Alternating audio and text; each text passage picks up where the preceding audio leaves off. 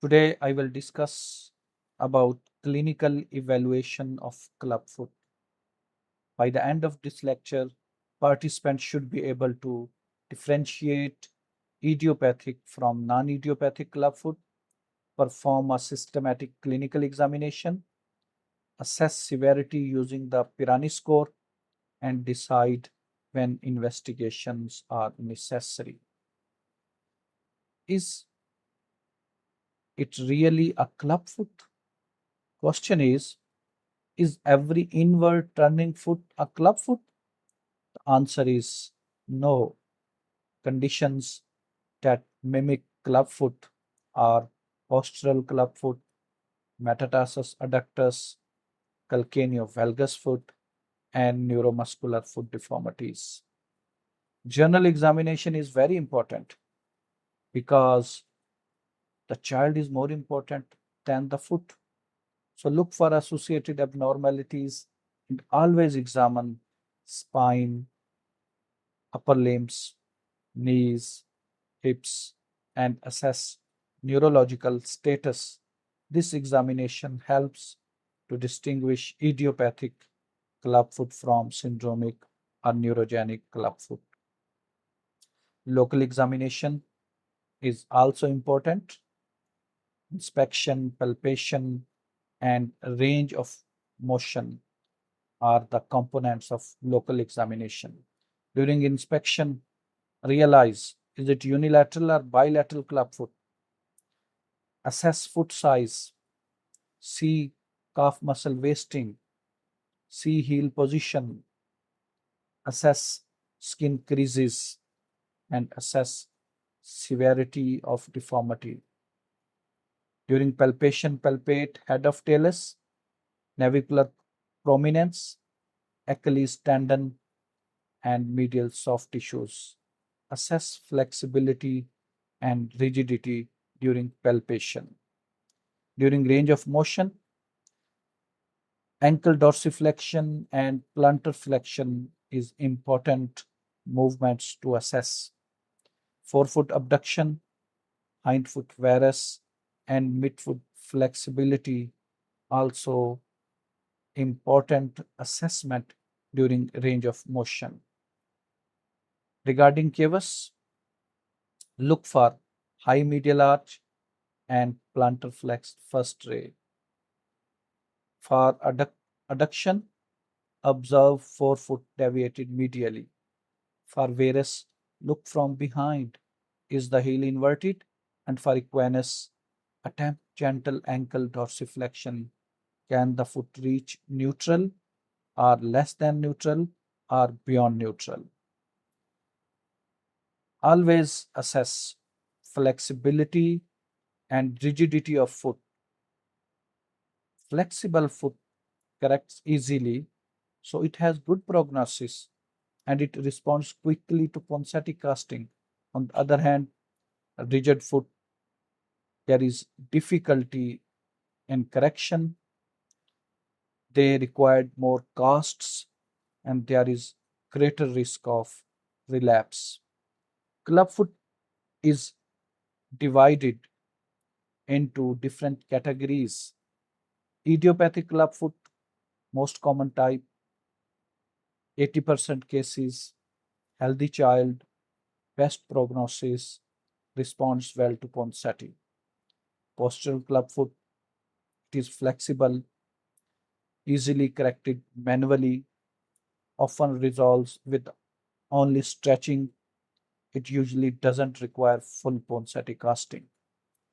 Syndromic clubfoot are associated with arthrogryposis, myelomeningocele, and chromosomal syndromes, and they are more rigid. There are more chances of recurrence and treatment persisted longer.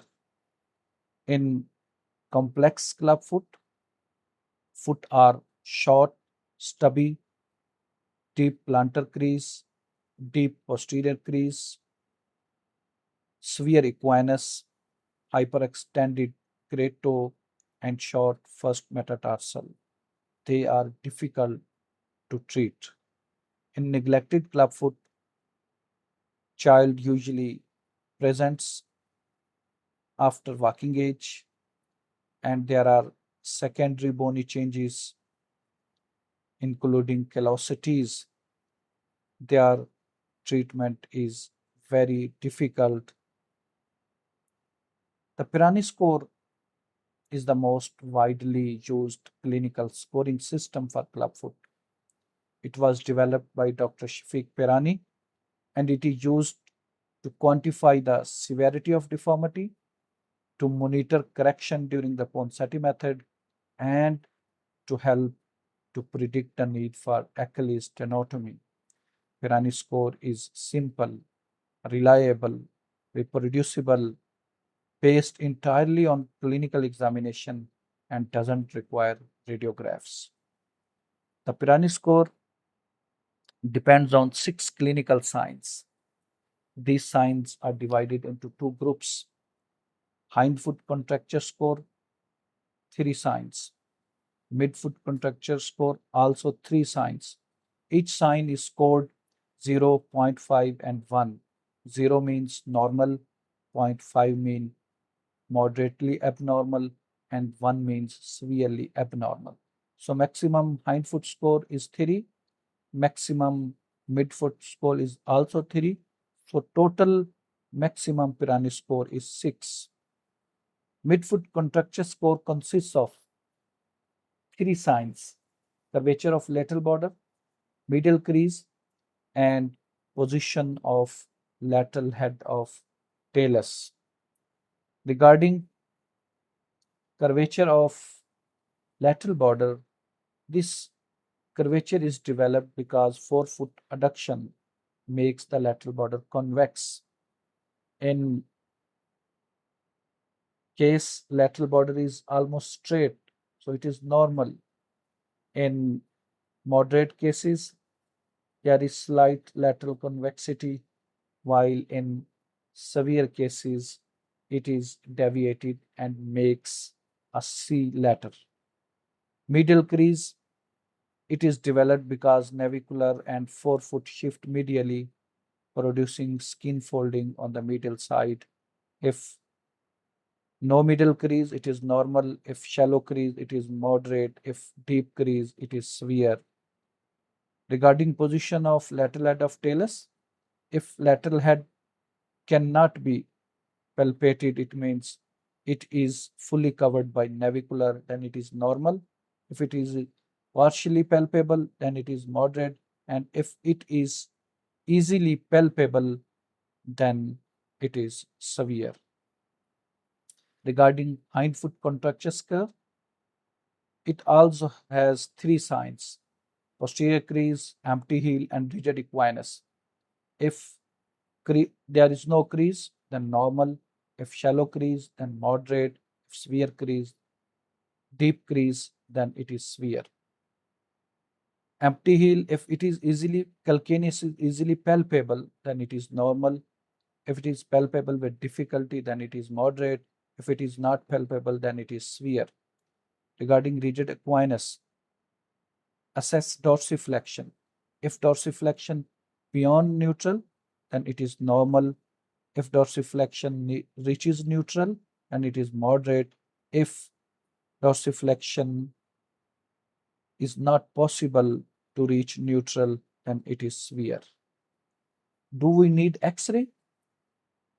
Routine radiographs are not required for newborn idiopathic clubfoot. X-rays are usually required in older children, in neglected clubfoot, in previously treated clubfoot, in case of atypical deformities, and for research purposes. So the key messages are: confirm that deformity is truly idiopathic clubfoot before treatment. Perform a complete general and local examination. Assess each component of CTEV systematically. Use the Pirani score to document severity and follow progress. Most newborn idiopathic club feet can be managed without routine radiographs.